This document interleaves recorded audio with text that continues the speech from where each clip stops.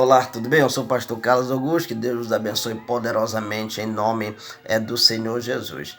Eu quero aqui desde já agradecer a todos que nos curtem através do canal no YouTube e você o qual possa dar aquele joinha em nome do Senhor Jesus, compartilhar, e você que não é inscrito, você possa se inscrever. Quero agradecer também a todos que nos curtem através do WhatsApp, do Facebook, meus amigos de perto, de longe, os pastores que a gente conhece. Que Deus abençoe poderosamente. Se você tiver uma opinião, dê uma opinião, escreva, nós queremos saber. Se você quiser saber de alguma pergunta, pergunte. Nós estamos aqui abertos para transmitir a palavra de Deus, simplesmente para transmitir a palavra de Deus. Esse é o nosso intuito.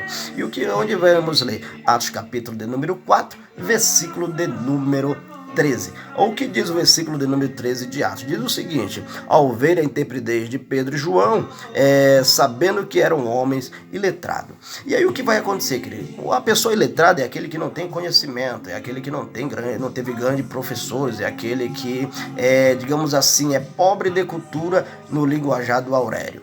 E aí o que vai acontecer, querido? A palavra do Senhor nos diz que Pedro estava diante do Sinédrio, sendo julgado pelo Sinédrio. Pedro e João estavam ali presos e eles queriam de alguma forma que Pedro negasse Jesus, eles queriam que João negasse Jesus, eles queriam que eles não falassem mais disso.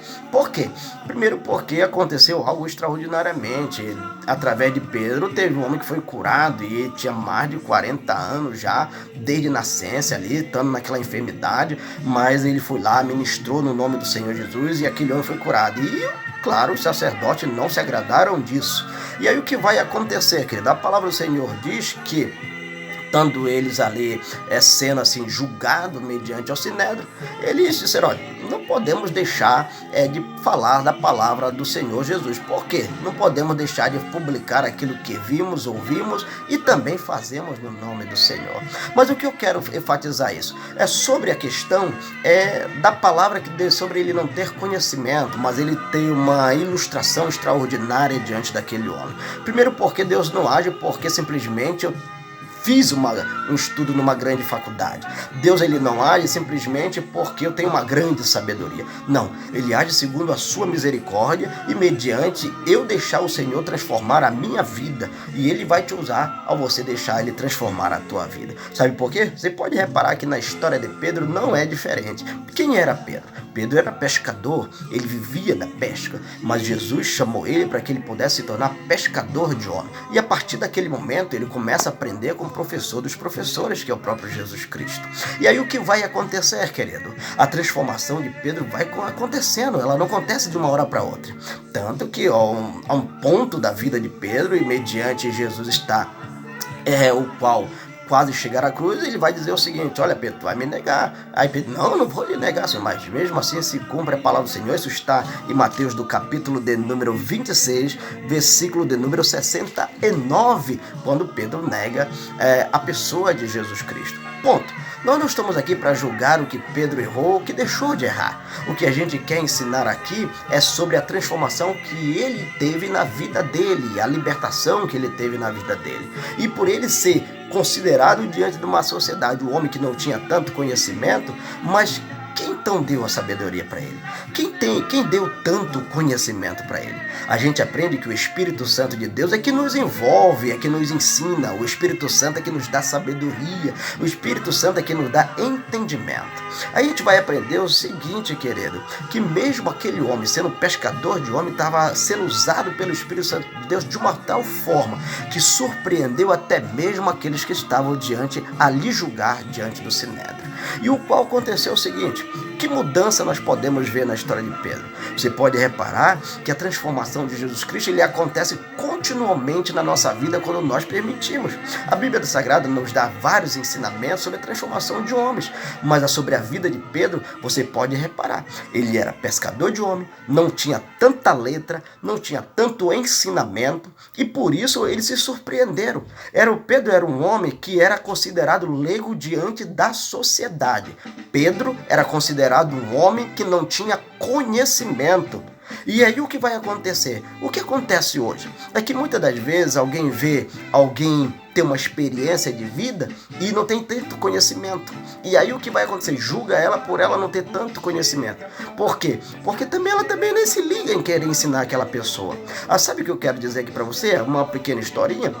é que existia um pescador e existia um advogado e um professor. Então eles, ao atravessar mediante a margem do rio, então aconteceu o seguinte, meus queridos, aconteceu que eles iriam interrogando se ele conhecia o direito dele, se ele sabia ler, porque ele não tinha aprendido, o tempo que ele perdeu. Bom, tudo bem. Talvez alguma fatalidade na vida daquele homem aconteceu e ele não teve como estudar, alguma coisa aconteceu. Mas o que eu quero dizer em cima dessa história é que veio uma grande tempestade mediante a vida daqueles 3 homens, do professor e do advogado e do pescador, e o qual teve uma grande tempestade. E aí o que vai acontecer? O advogado e o professor não sabiam nadar. E aí o que vai acontecer, querido? Vai dar um ensinamento que aquele homem pescador, ele conhecia o rio de ponta a ponta. Aquele homem sabia nadar. E aí ele vai fazer a seguinte pergunta: talvez eu não tenha tanta letra, talvez eu não tenha tido tanto ensinamento, talvez eu não conheça tantos os meus direitos, mas uma coisa eu sei: eu atravesso esse rio todos os dias de ida e volta, e é daqui que eu sustento a minha família. Grande exemplo a esse, não é? Pois é, às vezes as pessoas acham que são maioral porque tem grandes conhecimentos, porque tem grandes status.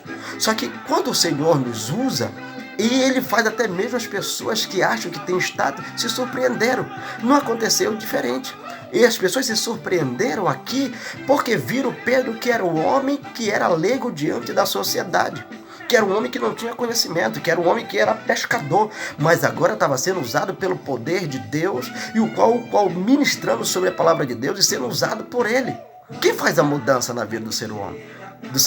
É o Espírito Santo do Senhor.